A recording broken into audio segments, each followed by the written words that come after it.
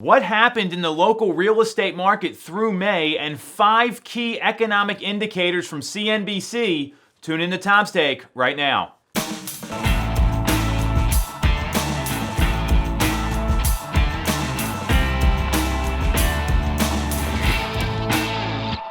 definitely going to want to watch this one. So we are midway through June. A lot of people want to know what's going on in the market. And what we've seen has definitely been more of a dial than a switch. And I want to give you some sales numbers, some raw facts, so you can see what's happening locally in our marketplace here. Chester County, we saw 620 homes sell in May.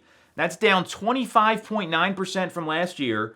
However, it was the second most number of sales in a month year to date besides February, and they were only a few units behind. So we're seeing that the market's turning back up. And keep in mind, no showings were allowed until May 19th. No in-person activity. So that's actually a big number for an 11-day period.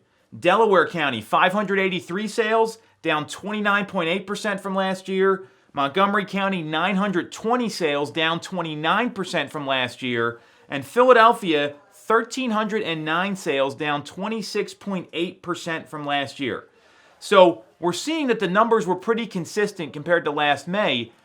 They're only down 30%, and there was only 11 days to do business. That is what we call pent-up demand. So this is very good news if you're thinking about selling a home as buyers are coming back to the market. And if you're a buyer, there's going to be competition out there. And the main factor is this. We're seeing inventory levels were down anywhere from 29 to 32% from where they were last May through the end of the month. And we know the reason. You couldn't put your home on the market. Some people are still not comfortable having folks come through. So all of this makes sense. The point is there's activity. People are out there transacting. And that's what buyers and sellers need to know. So rather than go through low rates, all this other stuff, I want to look at the bigger picture with the economy.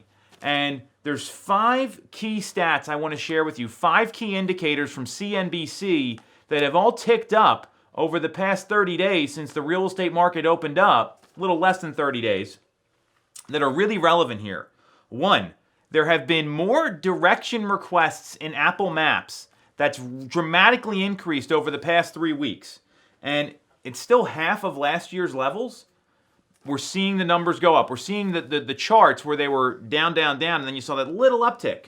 So that's what we're seeing with direction requests. It means people are leaving their houses. They're taking more car rides. They're going back to work, which is the start to any economic recovery. Number 2, restaurant bookings. They are up. They're 70% of previous levels. So that's a national number. We know that it's a little different here in Pennsylvania. But again, we're seeing people go out, spend money, support local restaurants. Hotel occupancy, it's just under 40% right now. That's also increased since the pandemic started when it really troughed there at the bottom of those graphs and those numbers. We're seeing people are starting to travel again, spend more money. Air travel, that's also ticked up. Right now it's down 80%. That is not surprising. A lot of people aren't ready to go fly somewhere or go travel. And lastly, home purchases, we know what's going on with those. Mortgage applications are up 13%. So all those 5 things I just listed there, we're seeing them uptick. We're seeing those indicators go up, and that's the start of the recovery. It's not going to happen overnight. It's not going to be a switch, but with all those different industries making a comeback, hotels, restaurants, travel requests, airfare, and obviously home purchases, it shows that consumers are starting to spend money and confidence is coming back. So what I anticipate happening here is that we're going to see a lot more of this in the third quarter, knowing that we're only a couple weeks away, which would tell me that the housing market is poised for recovery. We're going to see more people buying. We're going to see them take advantage of these low rates. And because of inventory levels, they're still going to be competing. So sometimes you got to look outside the industry to get a better feel for what's going on. You got questions about any of this, you know where to reach me. Otherwise, we'll catch you next week.